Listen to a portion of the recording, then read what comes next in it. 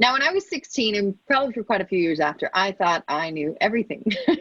One of those things being driving, which is probably why my driving record, well, it wasn't the best. So if you are teaching your teen to drive, we have some help for you with Craig Suave, personal injury attorney, because we want to avoid those injuries. Now, Craig, you have 5 kids and your youngest is 21.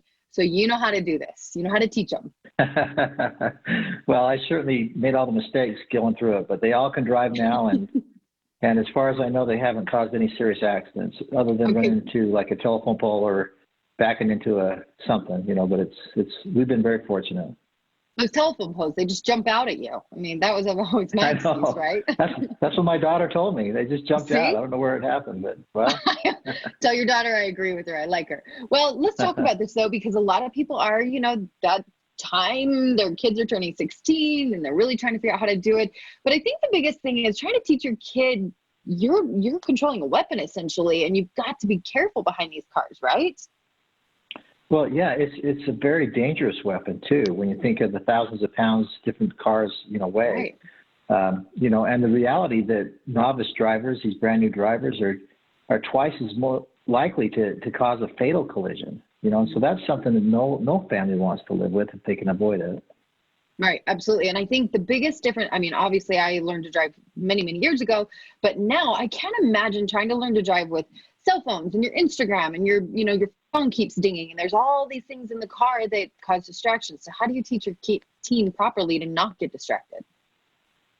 Well, I think all you can do is teach them and be patient with them. But the reality is they shouldn't be texting or emailing or playing a game or anything on their cell phone while they're driving. Right. And maybe you could institute a rule where, and I think there's some technology that you can even shut it down when the car is driving. Yep. Yeah, absolutely. So you may want to be that parent that says, your phone has to go off. And I do know that, some people, they'll actually, when I text them, it says, sorry, I'm driving, I will get back to you. So you can set your phone to actually have that stuff going. What about all the in-car distractions as far as like passengers, in the car? How do we teach them with that? Well, I think one of the things that Utah requires is that they don't take their friends for 6 months after they get their license.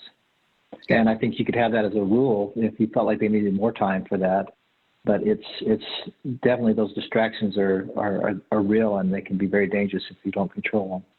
Yeah, absolutely. Yeah, it's hard to drill these things into your kid's brain at a young age, but hopefully, like you're saying, teach them, be patient, and hopefully it will all work out. Craig, thank you so much as always for the info. If they want more information or need you as a personal injury attorney, where can they go? CraigSwap.com is the best way to get to us, or 800-404-9000. Sounds great. Good to see you, Craig. You too, Jenny. Thank you.